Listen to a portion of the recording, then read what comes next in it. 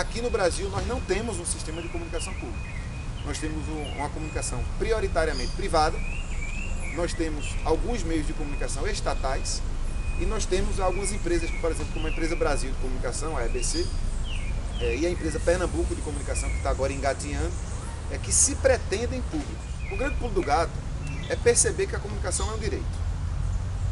Percebeu isso? Você percebe que quando uma comunidade, um grupo social qualquer, não consegue se comunicar através dos meios de comunicação de massa, não consegue falar com todo mundo, não consegue dar suas opiniões, não consegue participar do debate público, você não percebe que esse grupo, ele começa a ser alijado dos demais direitos?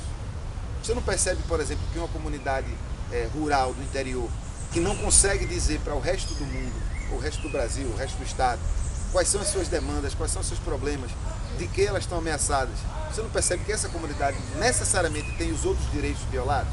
Você não percebe, por exemplo, que se tem uma coisa ruim acontecendo no seu bairro, e essa coisa ruim ela não é denunciada através dos meios de comunicação para o poder público, ela não continua acontecendo? Você não percebe, por exemplo, que se você cresce negro na zona rural de um pequeno município do estado de Pernambuco, é mais fácil para você saber que Gisele Bündchen desfilou ou que o Ronaldinho teve um filho do que saber se vai ter vacinação na cidade dela ou que o médico vai atender na terça e na quinta? Então, o direito à comunicação interfere diretamente em todos os direitos. Quando você percebe que a comunicação é um direito, automaticamente você vai perceber que essa comunicação, que é um direito, não pode ser controlada apenas por interesses privados. Já pensou se não existisse educação pública? Já pensou se não existisse saúde pública? Se a saúde não fosse considerada um direito? A comunicação hoje não é tratada como um direito. É muito curioso quando você para conversar com pessoas que estão lutando por direitos, por exemplo. Então você vai conversar com a comunidade LGBT, quando você conversa com a comunidade negra, quando você conversa com a comunidade indígena, quando você conversa com os grupos feministas, quando você conversa com as pessoas do meio popular urbano, os movimentos sem teto.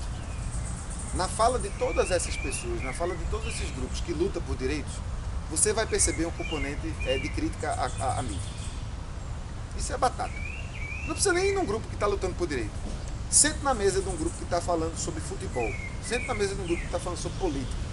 Em alguma hora daquela conversa, alguém vai dizer assim: mas a gente liga a televisão e só passa os times do Sul. Mas quando a gente quer ver o futebol, agora o campeonato, o jogo é terça-feira, 10 horas da noite, por culpa da Globo. Então já existe mais ou menos uma pulguinha atrás dos ouvidinhos da... Dizer, rapaz, tem alguma coisa errada. Não pode estar certo um negócio desse. Tem alguma coisa errada. Isso aqui está errado. Só que a gente ainda não percebeu que esse errado não é uma questão de gosto. Esse errado é uma violação de direitos. Para a gente que vive no Brasil, não é fácil dar esse pulo do gato.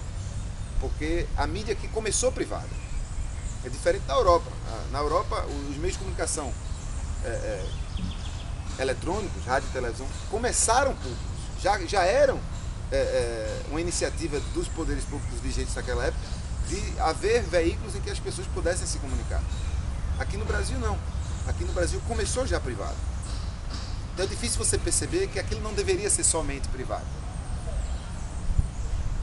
Mas eu acho que aos poucos, também porque cada vez mais grupos estão procurando driblar as barreiras, driblar os obstáculos, utilizar as tecnologias de informação e comunicação a seu favor, né?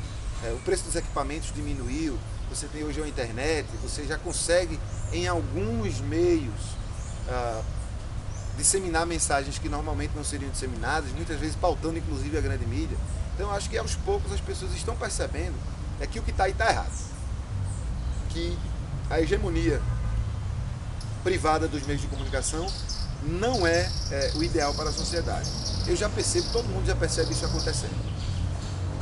Vamos ver se dá tempo.